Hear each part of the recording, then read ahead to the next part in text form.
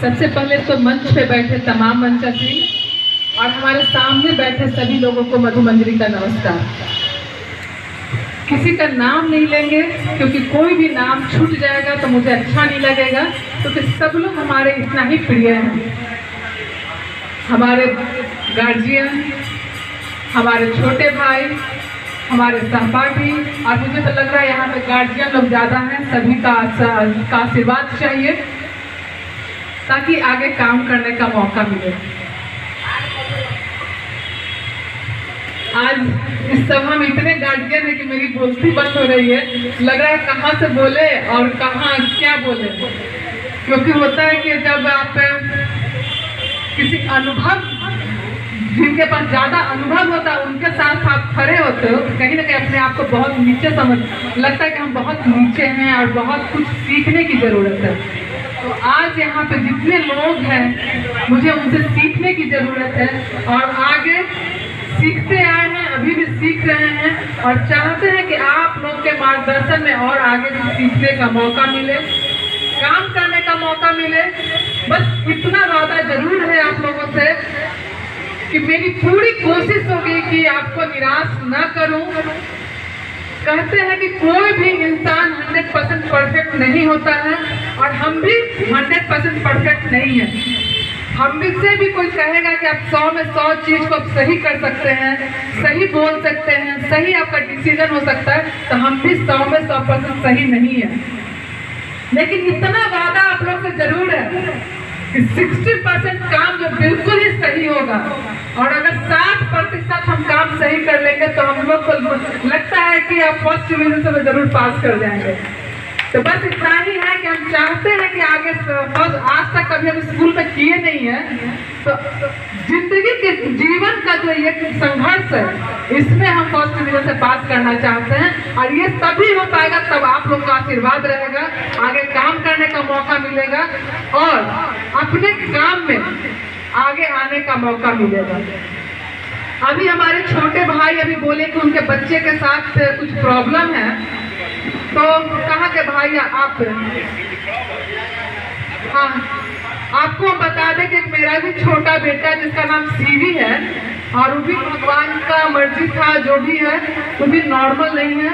अभी साथ में आया है लेकिन वो गाड़ी से उतर नहीं रहा है, इसलिए वहाँ एकदम को हम बैठाए हुए हैं, क्योंकि उसकी मर्जी होती है ना कि वो मन करेगा तो आएगा, नहीं मन करेगा तो नहीं, जिद पकड़ लेता है। तो छोटा सा, बस समय तो कम है लेकिन छोटी सी वाक्या बताएंगे उसको, क्योंकि राजनीति और समाज सेवा दोनों बिल्कुल अलग चीज है, और हम सामाजिक लोग हैं, समाज के लिए आगे काम करते हुए आए हैं। लेकिन बाद में लगा मुझे कि नहीं, अगर समाज के लिए बड़ा काम करना है तो फिर आगे आना होगा, और आगे आकर के आगे जब तक सरकार की चीजों को आगे लोगों तक नहीं पहुंचाया जाएगा तब तक कोई समाज सेवा करना सार्थक नहीं हो पाएगा। कंबल बांट कर, बिस्कुट बांट कर 900 बच्चों को पढ़ा करके आप बहुत कुछ समाज के लिए आप नहीं कर सकते हैं, लेकिन जो सरकारी व्यवस्था को आप सही जगह सही लोगों तक पहुंचा देते हैं तो वो सबसे बड़ा समाज है, और वही नेतागिरी है। और कहीं ना कहीं हम सबसे यही पे चूक हो जाता है कि जो सरकार की चीज है हम आम जनता तक नहीं पहुंचा पाते हैं, उनके अधिकार की चीज को हम आप तक नहीं पहुंचा पाते हैं। आपके बच्चे का अधिकार बहुत कुछ है लेकिन उनको वहां तक नहीं मिलता है। ये जो है कहीं ना कहीं खामियां हैं, हमारे बीच के आए हुए लोग को जो नेतागिरी में आते हैं उनमें कहीं ना कहीं कमियां हैं। बस मैं इतना फिंगर क्रॉस करके बोलना चाहूंगी कि भगवान मुझे कभी न बदले, और जिस तरह से मेरी छवि है समाज के लिए वो छवि बरकरार रहे, और आपको लोग को सहयोग करने का मुझे मौका मिले। जहां तक है कि नगर निगम और पटना, तो मुझे ये नहीं कहना आपको कि मुझे ही चुनिएगा, मुझे ही वोट कीजिएगा, लेकिन हाँ आप एक सक्षम इंसान को चुनिएगा जो आपके बीच में हमेशा खड़ा रहता है, आपके लिए काम करता है और आपके लिए आगे आता है। जरूरी नहीं है कि उसमें मैं ही रहूं। अगर मुझे आप लोग को लगेगा आज के बाद जो लोग नहीं भी जानते होंगे या जानते भी होंगे तो जानने की कोशिश कीजिएगा कि मधु मंजरी क्या है, उनकी कार्य शैली क्या है, वो किस तरह का काम करती है। और अगर आपको लगेगा कि हाँ इनको जिताना चाहिए, इनको लाना चाहिए, ये समाज के लिए, पटना के लिए खड़ी रहेंगे, तभी आप लोग आगे मेरी बात को पहुंचाइएगा। और अगर आपको लगता है कि मधु मंजरी काम कर सकती है, समाज के लिए आगे आ सकती है, तो और पटना को और सुंदर और स्वच्छ बनाने की कोशिश कर सकती है। क्योंकि कहीं ना कहीं नगर निगम को सिर्फ माना जाता है कि झाड़ू पोछा वाला, नगर निगम का मतलब झाड़ू लगाना काम और कचरा वाला काम है। नहीं, आपके बच्चे किस तरह की हवा में सांस लेंगे ये नगर निगम का काम है। आपके बच्चों का भविष्य कैसा होगा ये नगर निगम का काम है। और आप झोपड़पट्टी की जो बात बोल, कौन से झोपड़पट्टी वाले जी, तो आप जो बात कर रहे हैं ये भी नगर निगम के काम है। जिस दिन झोपड़ी लगते रहता है नगर निगम आंख पे बंद करके सोता रहता है, और जिससे लोग बच जाते हैं उनको उखाड़ने की कोशिश कर उखाड़ा जाता है। ये नगर निगम की कहीं ना कहीं कमियां हैं। या तो आप बसने नहीं दो, आप बसने दो तो उसकी दूसरी व्यवस्था करवाओ, ये नगर निगम का भी काम है। तो नगर निगम के काम में बहुत सारे काम आते हैं, वो लोग नहीं कर पाते, ये बहुत बड़ा दुर्भाग्य की बात है। कहीं ना कहीं आपका पटना कैसा दिखता हो वो नगर निगम का काम है। आपके पटने में कितनी हरियाली है वो नगर निगम का काम है। सिर्फ पटना बोर्डिंग रोड चौराहा, डाक बंगला, राजेंद्र नगर, कंकर बाग नहीं है। पटना जो है दीघा से लेकर के दीदारगंज तक पटना है। और बहुत दुख की बात है कि आज भी पटना में रहने वाले लोग अगर जब इनसे नगर निगम के चुनाव के जरिए मैं जगह जगह घूम रही हूँ तो लोगों को पीने का पानी का भी किल्लत है। यहाँ इतना सुंदर आप देखेंगे तो बहुत बड़ा सा, बहुत सुंदर सा पटना में एक नया जो पथ बना है जिसका नाम है अटल पथ। मुझे लगता है कि पटना का काम है ये। लेकिन जैसे अटल पथ खत्म होता है दीघा आता है, और दीघा का पीछे अगर जब जाइएगा तो पानी, पीने के पानी के लिए भी लोग सोचते हैं कि पीने का पानी कहाँ से आएगा। आश्चर्य लगता है, जब तक हम नगर निगम चुनाव के लिए लोग तक नहीं जा रहे थे, इतना समाज सेवा, इतना लोगों तक पहुंचने के बावजूद भी पता ही नहीं था कि पटना में पानी, पीने का पानी का इतना किल्लत है। अगर आप बेगमपुर में चले जाइएगा, नया जो फ्लाईओवर बना, बाहरी बेगमपुर में जो फ्लाईओवर बना है, जो उधर सिटी की ओर चला जाता है और आगे चौक की ओर जाता है, उसके नीचे अगर जाइएगा तो इस साइड में तो वहां पे भी देखिएगा कि लोगों का, सिर्फ लोगों का कि दीदी आप बन जाइएगा तो सिर्फ पानी का व्यवस्था जरूर करा दीजिएगा। कहीं ना कहीं एक तरफ हम स्मार्ट सिटी की बात कर रहे हैं, लेकिन दूसरे तरफ जो है लोग पानी के लिए भी तरसते हैं, पीने के पानी के लिए जो लोग सोचते हैं। तो ये भी हमारा पटना का एक पार्ट है। और ये पटना नगर निगम का कर्तव्य बनता है कि हर एक लोग तक पीने का पानी पहुंचाना पटना नगर निगम का कर्तव्य है। पटना नगर निगम का कर्तव्य सिर्फ ये नहीं है कि आप कचरा उठाइए, कचरे की जो वसूली कीजिए, बस यहाँ तक नहीं है, जन जन तक वो सुविधा पहुंचाना भी पटना नगर निगम का है। तकलीफ तो जब होता है जब हम लोग कभी सोचते नहीं कि रात का 1 बज रहा है कि 2 बज रहा है, और जहां से खबर आता चले जाते हैं, जहां कंबल के ठंड के दिन में कंबल वितरण करने की बात आती है, तभी हम उस समय खड़े रहते हैं।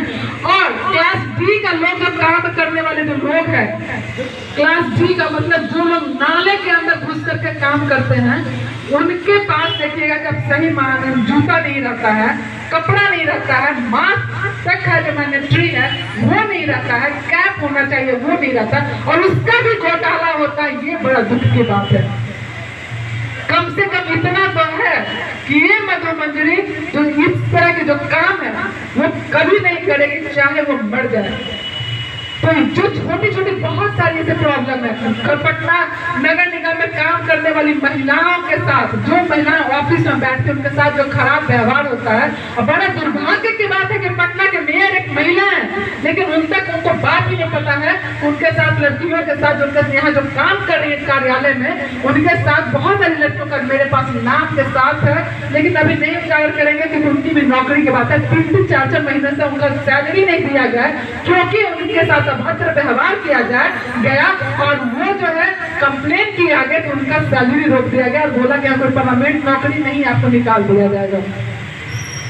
कम से कम इतना तो है कि लड़कियां जो है पटना नगर निगम के अंदर में जो काम करने वाली वो सुरक्षित होगी और अपने कार्य क्षेत्र जो पटना नगर निगम का जो कार्य क्षेत्र होगा उससे बाहर जाकर भी मेरे जो मेरे कार्य क्षेत्र से बाहर का भी होगा, लेकिन जो मैं उसे कर सकती हूँ उसे मैं पूरा करूंगी और ये मेरा वादा है। आप जहां तक हो सके वे अपनी बात को मुझे पहुंचा सकते हैं। पटना नगर निगम का एक सबसे बड़ा दुर्भाग्य है नाला का जो है ढक्कन, गटर का ढक्कन खुला हुआ रहता है और अपने मेरे सामने ही कई बार ऐसे हुआ कि मतलब बाइक से लोग गिर गए, बच्चे गिर गए, इस तरह की बातें आती है और मीडिया वालों की तरफ से भी अक्सर आते रहता है कि पटना नगर निगम का ये प्रॉब्लम है। तो छोटी छोटी चीज जो है तो बड़ा मुसीबत पैदा करता है। एक और चीज, ट्रैफिक और जो फुटपाथ जो लगता है इसका भी कंट्रोल करना जो है नगर निगम के ही अंदर आता है। लेकिन नगर निगम के लोग को बस एक बार होता है कि वसूली करने के लिए सबका सामान उठा देना, सबका सामान फेंक देना है उससे। लेकिन अगर नगर निगम चाहे तो हर रोज इस चीज को आप सुव्यवस्थित कर सकते हैं। सही से ऑटो लगाने का जो उनका जो होता है, लाइन जो लगवाने का जो होता है, उनका जो स्टैंड होता है, आप ऑटो स्टैंड बनवा सकते हैं ताकि ऑटो वाले भाई साहब जो भी है उनको भी लाठी ना पड़े और कोई भी चीज अपना पटना सुव्यवस्थित हो। ये जो सबसे बड़ा। और एक और चीज, हम लोग जब गाड़ी लेके निकलते हैं तो मंटू जी जानते हैं सब जगह ट्रैफिक का जो इतना प्रॉब्लम होता है, रीजन कहीं ना कहीं होता है कि फुटपाथ जो है और जो व्यवस्था होती है कि गाड़ी लगाने का जो व्यवस्था नहीं है और टेम्पो स्टैंड नहीं है, गाड़ी लगाने का स्टैंड नहीं है, गाड़ी लगाते हैं जहाँ पे व्यवस्था नहीं है, सब नगर निगम के अंदर आता है और उनको वो चीज को देखना चाहिए। तो बहुत ज्यादा कुछ तो मैं नहीं बोलूंगी, लेकिन हाँ इतना मैं वादा जरूर करती हूँ कि मुझसे जितना हो सकेगा 100% देने की कोशिश करूंगी। अगर 100% नहीं भी पूरा हुआ तो 60% तो कोई रोक नहीं सकता है। इतनी तो क्षमता है आपकी इस बहन बेटी में कि उतना कर पाएगी। बस आप लोग का आशीर्वाद चाहिए। अगर आपको लगता है कि हाँ मेरे में इतना है कि मैं कर पाऊंगी तो प्लीज प्लीज प्लीज आप लोगों से आग्रह है कि जितना भी पटना नगर एक वार्ड से लेकर के 70 वार्ड 72 वार्ड है और 22A 22B है, इस तरह से 75 वार्ड है, 4 विधानसभा इसके अंदर आता है। दीघा विधानसभा, बांकीपुर विधानसभा जहाँ के आप लोग हैं, कुम्हरार विधानसभा, पटना साहिब विधानसभा और 3 वार्ड जो है फुलवाड़ी में आता है। तो आप लोग का कहीं ना कहीं कोई ना कोई रिश्तेदार यहाँ पे होंगे। सब जगह फोन घुमाइए, सबसे बात कीजिए, क्योंकि अगर कोई भी इलेक्शन पार्टी लेवल पे होता है तो लोगों का माइंड सेट होता है। जिनको सोचना होता है कि कमल पे दबाना है कमल पे दबाएंगे, जिनको लालटेन पे दबाना होता है लालटेन पे दबाएंगे, जिनको तीर पे दबाना होता है तीर पे दबाएंगे। वो सोचते नहीं, उनके पास जाइए आप नहीं जाइए वो वहीं पे वोट करेंगे। लेकिन ये जो है नगर निगम का जो इलेक्शन है पहली बार हो रहा है और ये इंडिपेंडेंट है, तो आगे जो है माला मिलेगा कि ताला मिलेगा ये भी नहीं पता है, सिंबल। तो आप लोग के जरिए ही आप और आगे लोग तक ये बात को पहुंच पाएगा, क्योंकि 18.5 लाख वोटर है नगर निगम के अंदर। मेयर के चुनाव जो वोट करेंगे तो 18.5 लाख लोग वोट करेंगे और संभव नहीं है कि 18.5 लाख लोग तक कोई भी पहुंच पाए, कोई भी प्रत्याशी नहीं पहुंच पाएगा। तो उस बात को आप लोग थोड़ा आगे फॉरवर्ड करेंगे, आगे लोगों तक बताएंगे, या सोशल मीडिया हो या माउथ टू माउथ हो, क्योंकि mouth publicity is the best publicity है। क्योंकि अगर हम कितना भी अपने बारे में तारीफ करें तो वो कोई नहीं सुनता है, लेकिन अगर आप किसी के बारे में बोलेंगे, आप लोग किसी के बारे में बोलेंगे, वो सब लोग सुनेंगे, उस बात को मानेंगे और फिर सर्च करना चाहेंगे। अगर कोई कुछ बोलता है तो बोलिए कि ठीक है। और सोशल मीडिया का जमाना है, फेसबुक है, ट्विटर है, जहाँ भी है आप पिछले 5 साल 7 साल 8 साल का भी रिकॉर्ड उनका देख सकते हैं कि उनका कार्य करने का जो क्षमता है क्या है, किस तरह से मैं काम करती हूँ। इसी के साथ साथ आप सबों को बहुत बहुत धन्यवाद। पंकज जी यहाँ इतना अच्छा बोलते हैं कि पंकज जी को बोलने के बाद तो लगता है कि हम क्या बोलेंगे समझ में नहीं आता है, और कहीं ना कहीं लोग नहीं बोल पा रहे हैं आपके वजह से नहीं, क्योंकि आप इतना अच्छा बोलते हैं तो लोग इतना अच्छा। तो देश प्रदेश की तमाम छोटी बड़ी खबरों के लिए देखते रहिए सीमांचल एक्सप्रेस न्यूज नेटवर्क। बने रहिए हमारे साथ। हमारे चैनल को सब्सक्राइब करें, लाइक करें और शेयर करना ना भूलें।